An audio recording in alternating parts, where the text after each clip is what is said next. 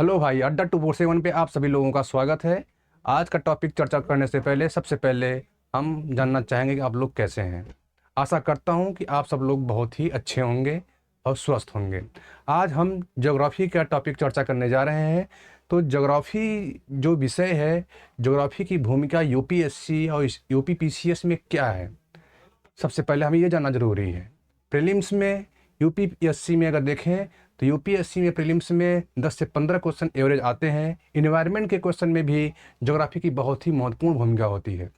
UPPCS में देखें तो यूपीपीसीएस के प्रीलिम्स में हर साल 15 से 20 क्वेश्चन लगभग एवरेज आते हैं।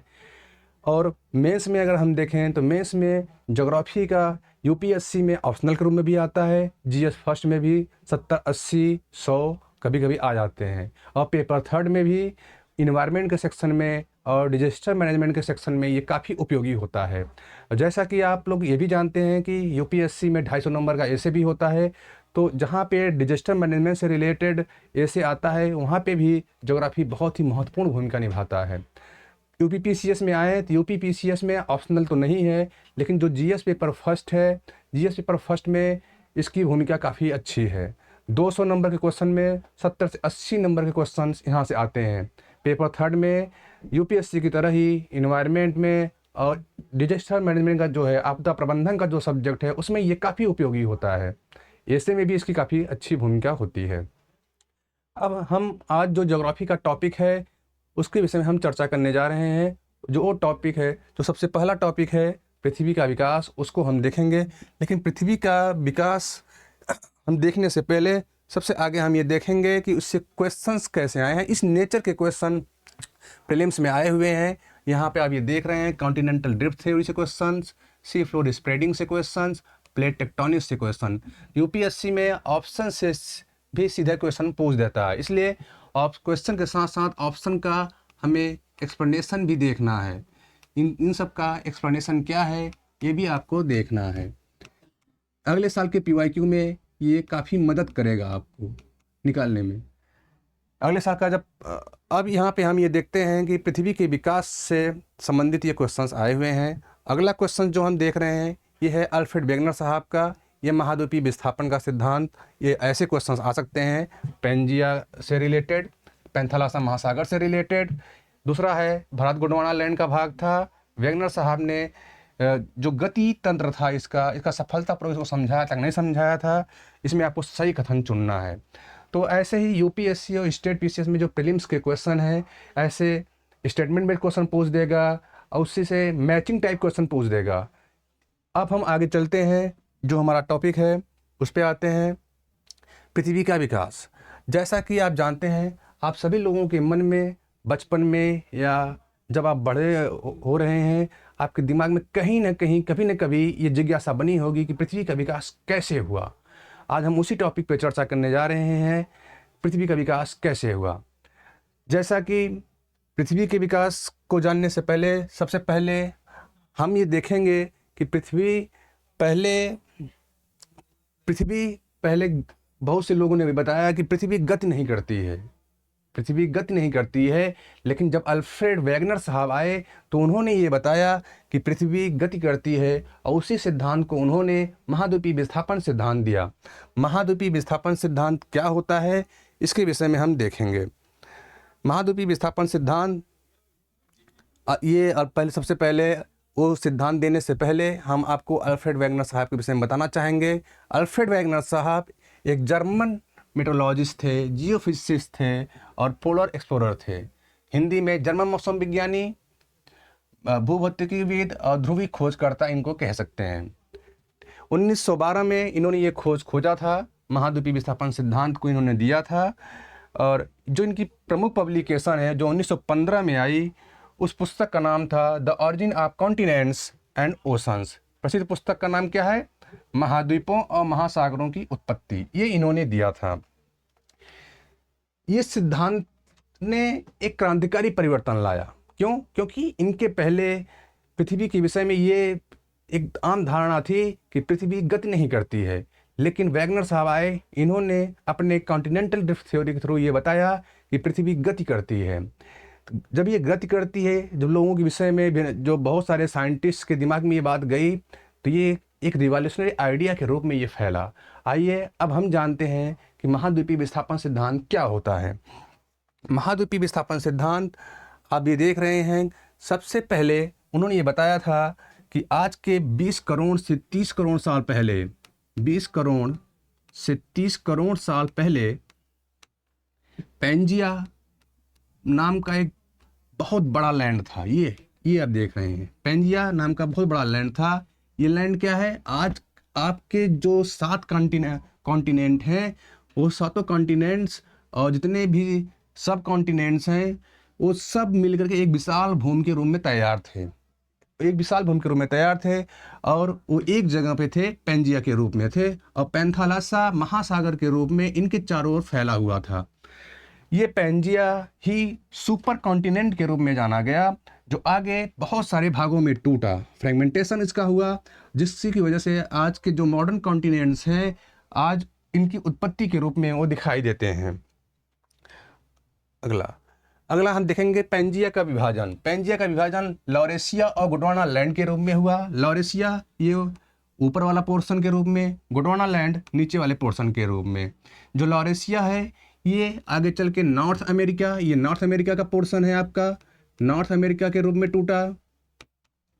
और ये जो नॉर्थ अमेरिका के रूप में ये टूटा, नॉर्थ अमेरिका,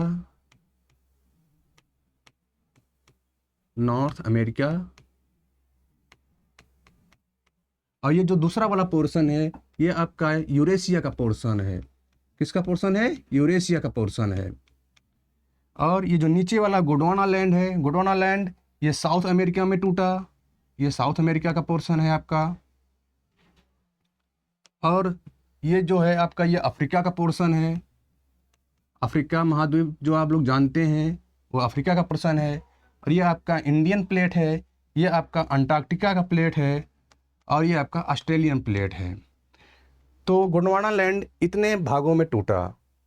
आगे हम ये देखते हैं महाद्वीपों की जिगसॉ फिटिंग।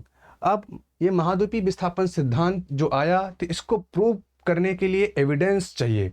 वो एविडेंस कौन कौन से हैं, क्योंकि बिना एविडेंस के साइंटिस्ट स्वीकार नहीं करते हैं। तो जो हम पहला एविडेंस देखते हैं वो जिगसॉ फिटिंग का है।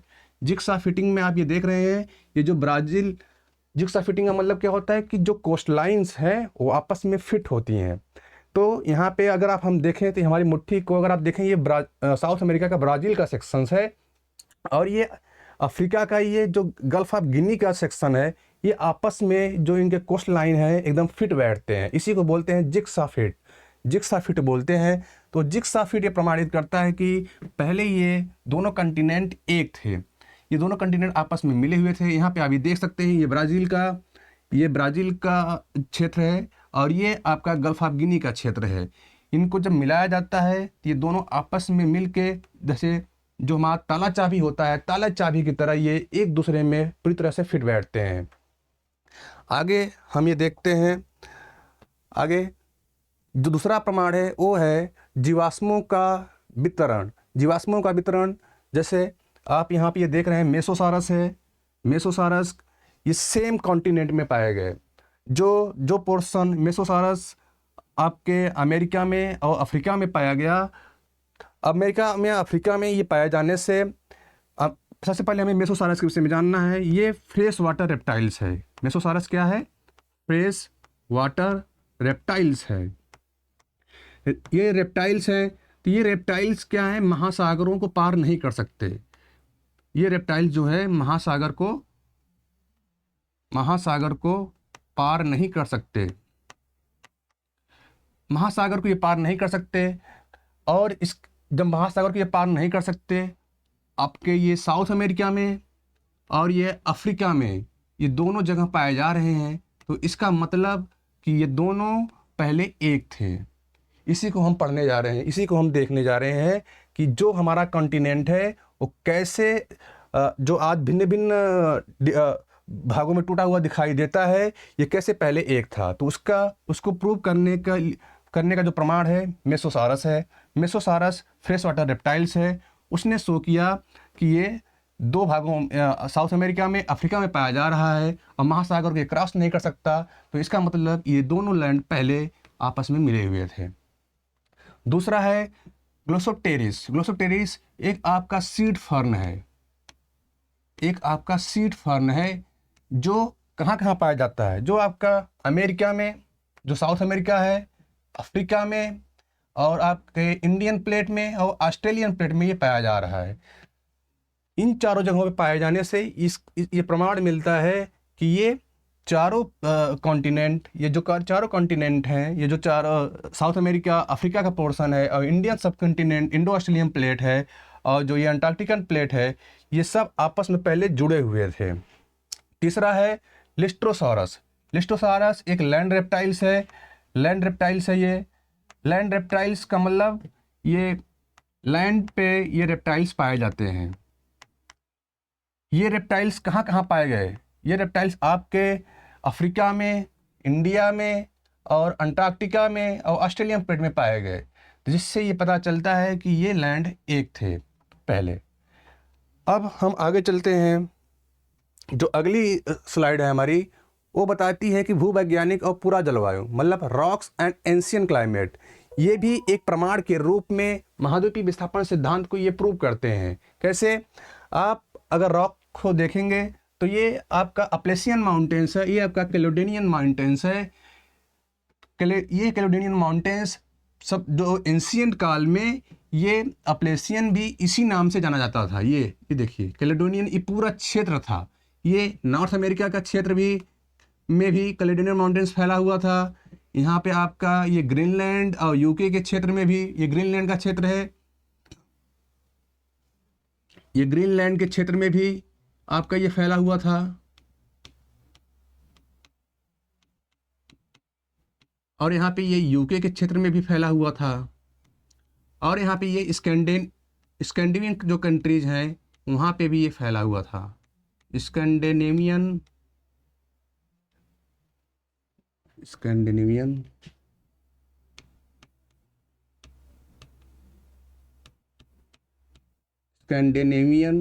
कंट्रीज में भी ये पूरा आपका फैला हुआ था।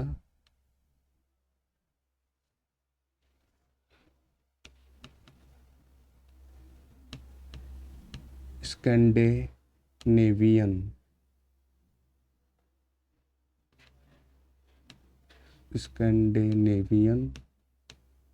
कंट्रीज में भी ये फैला हुआ था। तो ये प्रमाणित करता है कि ये दोनों आपस में मिले हुए थे। अब यहाँ पे, और ये जो आप अपलेशियन माउंटेन्स देख रहे हैं, अपलेशियन माउंटेन्स आपके न्यूयॉर्क में भी पाया जाता है, न्यूयॉर्क से भी होके गुजरता है। इस बात को भी आपको ध्यान में रखना है। अगला जो सिद्धांत है जो इसको प्रूव कर रहा है वो है ग्लेशियल स्ट्रिएशंस का सिद्धांत है। मतलब ये जो अफ्रीका का बेल्ट है, ये जो अफ्रीका का बेल्ट है और ये जो आपका इंडिया का बेल्ट है, ये जो ऑस्ट्रेलिया का बेल्ट है, यहाँ पे क्या मिले हैं? ग्लेशियर्स पाए गए हैं। और ये ग्लेशियर्स पाए गए हैं, तो ये ग्लेशियर्स कहाँ पे होते हैं? ग्लेशियर्स होते हैं ध्रुवों पे। कहाँ पे होते हैं? ध्रुवों पे होते हैं, पोल्स पे होते हैं।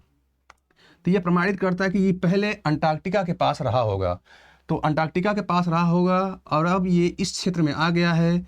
तो यहाँ से भी ये प्रमाणित होता है कि जो प्लेटें हैं, ये प्लेटें मूव करती हैं, ये प्लेटें मूव करती हैं। अब आगे हम जो अगला पोर्शन देखने जा रहे हैं, वो अगला पोर्शन है वैगनर के सिद्धांत की कमियां और अस्वीकृति। ये क्यों रिजेक्ट हुआ? उन्होंने इसके वैगनर का ये सिद्धांत रिजेक्ट क्यों हुआ, इसको जानने के लिए सबसे पहले हमें ये जानना होगा कि वैगनर जो बता पाए, उन्होंने बताया कि ये तो बता दिया कि प्लेटें गति करती हैं, लेकिन वो ये नहीं बता पाए कि ये कैसे गति करती हैं। अगर और इन्होंने इसके लेकर बताया भी तो उन्होंने बहुत ही दो वीक फोर्सेस, जैसे आपका ये मून हो गया और ये आपका सन हो गया, इन दोनों के द्वारा जो टाइडल फोर्स आता है, उस टाइडल फोर्स को बताया कि ये टाइडल फोर्स रीजन हो सकता है। अगर उन्होंने बताया तो इन्होंने यही बताया। और दूसरा उन्होंने क्या बताया? दूसरा फोर्स उन्होंने बताया जो आपका घूर्णन बल होता है, जिसको हम बोलते हैं रोटेशनल फोर्स, जिसको हम बोलते हैं रोटेशनल फोर्स बोलते हैं, ये आपका टाइडल फोर्स और दूसरा ये रोटेशनल फोर्स। लेकिन जो वहाँ उस समय के मैथमेटिशियन थे उन्होंने ये बताया कि ये बहुत ही वीक फोर्सेस हैं, और इतने वीक फोर्स इस कॉन्टिनेंट को, जो ये कॉन्टिनेंट है, कॉन्टिनेंट जो है ये ओशनिक क्रस्ट को चीरते हुए आगे नहीं बढ़ सकते। तो फिर बात आई उस समय, फिर इनका ये सिद्धांत उस समय उसको बहुत लोगों ने एक्सेप्ट नहीं किया, इनको रिजेक्ट किया। तो उसके बाद अब आया तो सी फ्लोर स्प्रेडिंग का सिद्धांत आया। हैरी हेस ने इनके सिद्धांत की कमियों को दूर करने का प्रयास किया। हैरी हेस ने, इन्होंने तो वैगनर साहब ने अपना सिद्धांत 1912 में दिया था, और सी फ्लोर स्प्रेडिंग का सिद्धांत जो हैरी हेस थे 1960 के मध्य दशक में उन्होंने ये सिद्धांत दिया। उन्होंने क्या कहा, उन्होंने कहा कि जो महाद्वीप हैं ये sea floor spreading, sea floor spreading का मतलब जो ओशंस हैं, जो ओशनिक क्रस्ट हैं, उनके भीतर से ये मैग्मा आती है, और ये मैग्मा जो होती है ये समुद्र, जो ओशनिक क्रस्ट है उनको ये दो भागों में बांटती है। दो भागों में जब ये बांटती है तो एक को लेफ्ट साइड और एक को राइट साइड। और इस मैग्मा से, मैग्मा में चूँकि लावा होता है पूरा, और आयरन के रॉक्स होते हैं, पृथ्वी के जो कोर वाला पोर्शन है, पृथ्वी के कोर वाले पोर्शन से ये मैग्मा, जो कन्वेक्शन करंट है उनके थ्रू ये मैग्मा बनता है, जो कन्वेक्शन करंट हैं उनके थ्रू ये मैग्मा बनता है।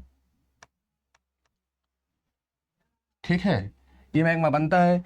तो ये मैग्मा अपने भीतर से बहुत सारे रॉक्स के आयरन रिच मटेरियल्स लेके ऊपर आता है, और जो कन्वेक्शन करंट होते हैं उनकी वजह से ये जो फोर्सेस हैं, एक एंटी क्लॉकवाइज और एक क्लॉकवाइज, ये क्लॉकवाइज हो गया, ये एंटी क्लॉकवाइज हो गया, ये फोर्सेस जो होते हैं इसको दो भागों में तोड़ते हैं, और बीच में ये रॉक्स निकलता है।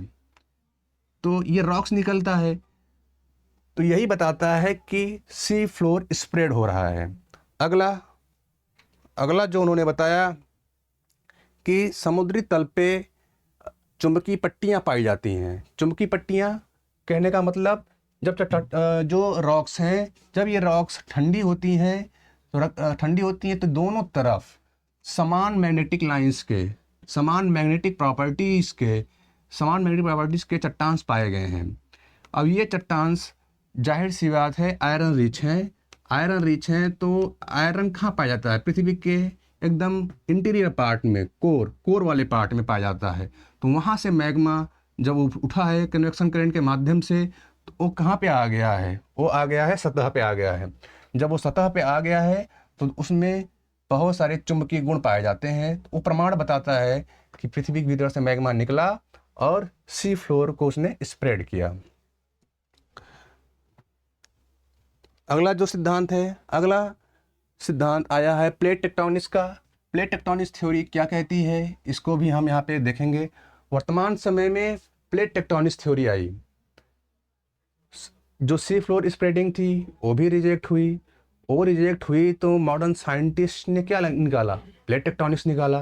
प्लेट टेक्टोनिक्स का प्रमाण क्या हो सकता है? प्लेट टेक्टोनिक्स को किसने बताया? इसके अंतर्गत हम ये चीज़ देखेंगे। तो जो हमारे पास बहुत सारे जो आधुनिक वैज्ञानिक थे, जिसमें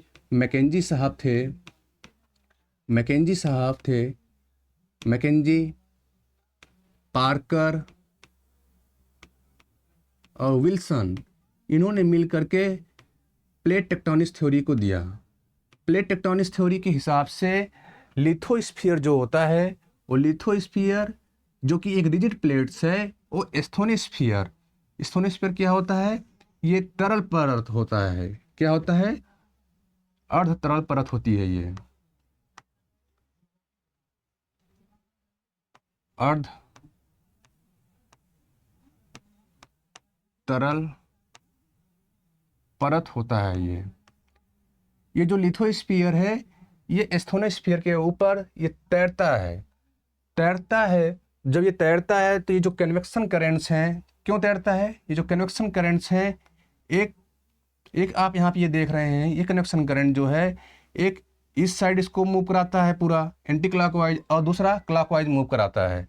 ये जो फोर्सेज हैं, इसको, इस लिथोस्फीयर को ये दो भागों में तोड़ते हैं, एक इस साइड गया, दूसरा इस साइड गया, एक लेफ्ट एक राइट, और बीच में से नए क्रस्ट बनते हैं। ये क्या बनता है, यहाँ से नए क्रस्ट बनते हैं,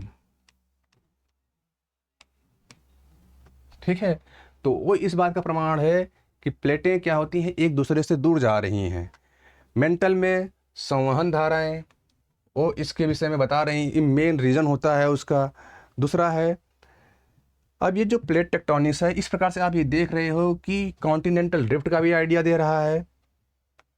कॉन्टिनेंटल ड्रिफ्ट मतलब कि कॉन्टिनेंट्स एक दूसरे से दूर जा रहे हैं, कॉन्टिनेंट्स आगे क्या है, एक ही जगह पे स्थिर नहीं है, वो मूव कर रहे हैं। और दूसरा है सी फ्लोर स्प्रेडिंग, कि जो सी का फ्लोर है वो क्या है, स्प्रेड हो रहा है। ये दोनों मिल करके प्लेट टेक्टोनिक्स थ्योरी को सही साबित करते हैं।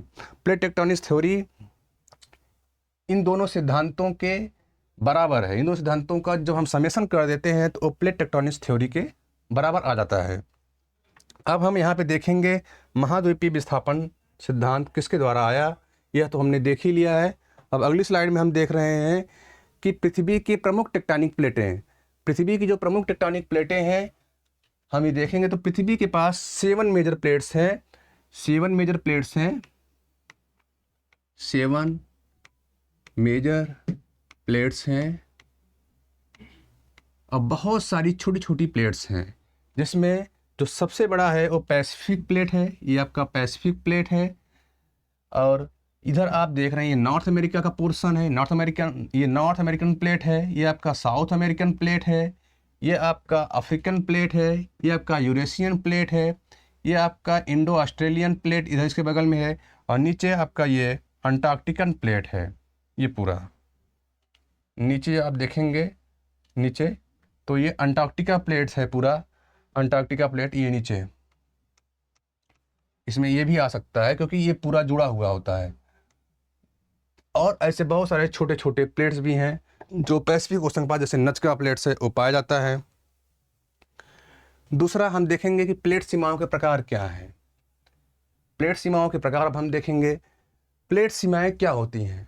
प्लेट सीमाओं के जो प्रकार हैं वो 3 प्रकार के हैं। एक क्या है, पहला डाइवर्जेंट बाउंड्रीज, दूसरा कन्वर्जेंट बाउंड्रीज, तीसरा वो स्लाइड के रूप में एक दूसरे के ऊपर क्या करती हैं, मूव करती हैं, स्लाइड के रूप में एक दूसरे को मूव करती हैं। तो जो तीसरी वाली बाउंड्री है वो है ट्रांसफॉर्म का, रूपांतरण का। कन्वर्जेंस, जो ये पहले हम डाइवर्जेंस देखेंगे। डाइवर्जेंस में आप देख रहे हैं कि प्लेटें क्या करती हैं, एक दूसरे से दूर मूव करती हैं। कहाँ मूव करती हैं, दूर मूव करती हैं। इनके थ्रू नए नए क्रस्ट बनते हैं। मिड ओशन रीजेज इसके प्रमाण हैं, ये बता रहे हैं। मिड अटलांटिक रीजेज इसके प्रमाण हैं। यहाँ पे आप नीचे अगर आप देखें कि 2 प्लेटें एक दूसरे से दूर जा रही हैं, जो प्लेट है वो मूव्स अवे। यहाँ पे आप देख रहे हैं कि पृथ्वी जो समुद्र है, ये अटलांटिक ओशन के भीतर से ये मैग्मा निकल रहा है। ये मैग्मा जब निकल रहा है तो उसको 2 भागों में ये फ्लोर को स्प्रेडिंग कर रहा है, ये लेफ्ट साइड और ये राइट साइड। बीच में ये रॉक्स मिड अटलांटिक रीजेज बन रही है, काफ़ी लंबी ये इनका डिस्टेंस होता है, काफ़ी लंबाई में ये पाए जाते हैं। तो ये कैसे बने, ये कैसे टूटे, ये एक दूसरे के विपरीत दिशा में मूव कर रहे हैं। इसी को बोलते हैं डाइवर्जेंस नेचर, इसी को बोलते हैं डाइवर्जेंट बाउंड्रीज। दूसरा है कन्वर्जेंट बाउंड्रीज। कन्वर्जेंट बाउंड्रीज में क्या होता है कि ये दोनों प्लेटें एक दूसरे की तरफ आती हैं, प्लेटें एक दूसरे की तरफ आती हैं। इसकी वजह से क्या बनता है, माउंटेन्स बनता है, डीप ट्रेंचेज बनती हैं। अब इसको अगर आप देखें, जैसे भारत का जो हिमालय वाला पोर्शन है, जो हिमालय पर्वत है, वो यूरेशियन प्लेट और इंडियन प्लेट जब एक दूसरे से उनका टक्कर हुआ तो इंडियन प्लेट क्या हुआ, यूरेशियन प्लेट के नीचे चला गया। भारी प्लेट होता है, नीचे चला गया, और जिसकी वजह से क्या हुआ, पर्वत का निर्माण हुआ।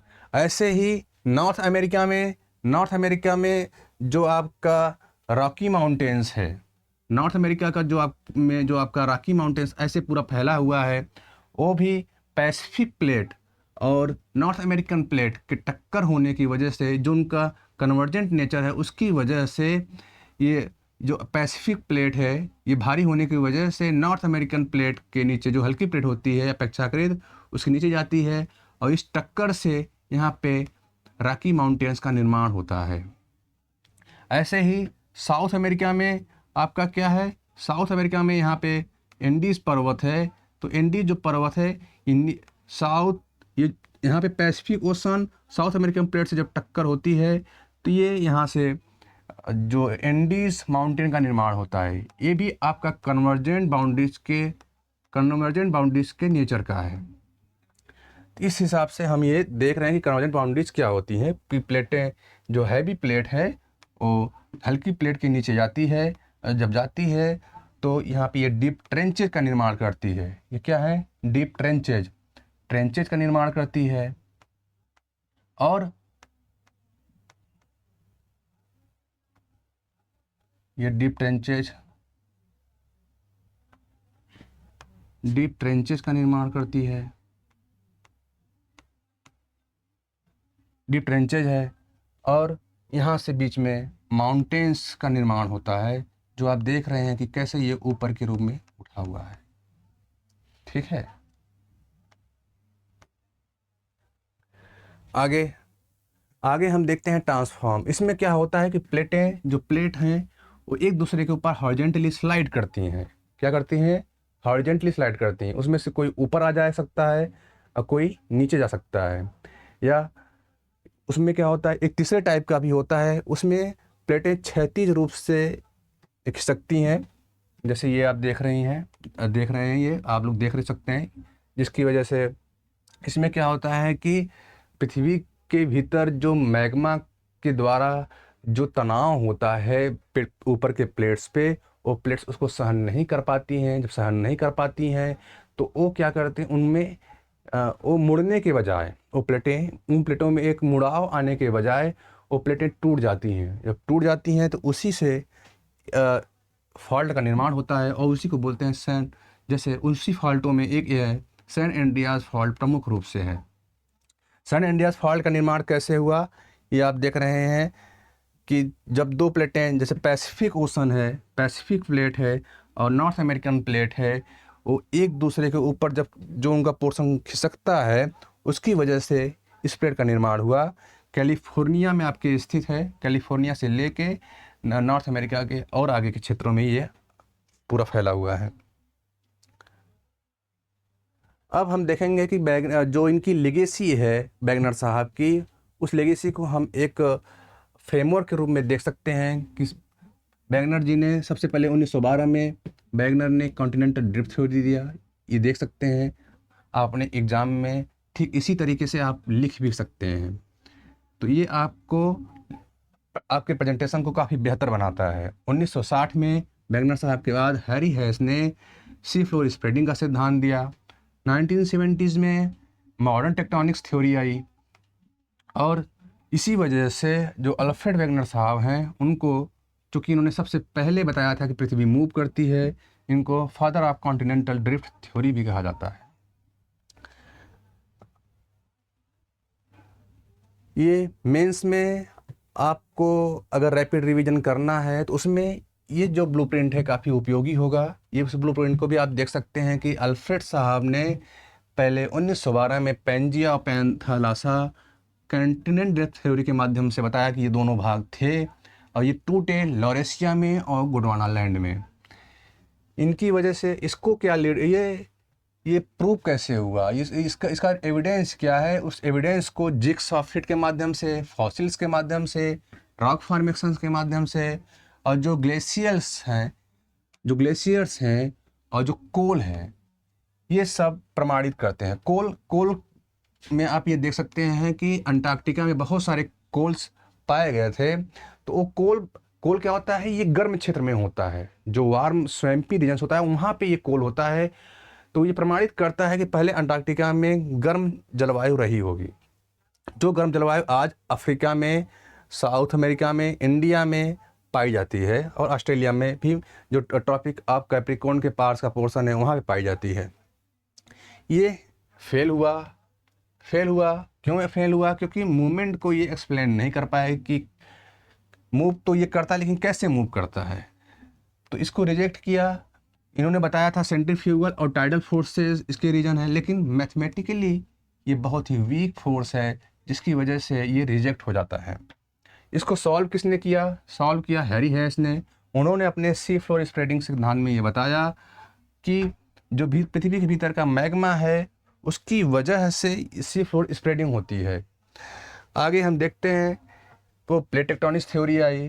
प्लेट टेक्टोनिक्स थ्योरी ने बताया कि जो रिजिड लिथोस्फीयर होता है वो एस्थोनिस्फीयर के ऊपर तैरता है। जब वो प्लेटें तैरती हैं तो एस्थोनिस्फीयर के भीतर का जो मैग्मा होता है कन्वेक्शन करंट के रूप में उसको दो भागों में तोड़ता है। इस हिसाब से प्लेटें मूव भी कर रही हैं। जब प्लेटें मूव भी कर रही हैं और सी फ्लोर स्प्रेडिंग भी हो रहा है तो प्लेट टेक्टोनिक्स दोनों का क्या हो गया? समेशन हो गया। अंत में हम अपनी बातों को यहाँ पे समाप्त करना चाहेंगे और आपको बहुत बहुत धन्यवाद देना चाहेंगे। आप लोगों को बहुत बहुत धन्यवाद। और अगले जो आगे के लेक्चर्स हैं उसको हम नेक्स्ट वीडियो में देखेंगे।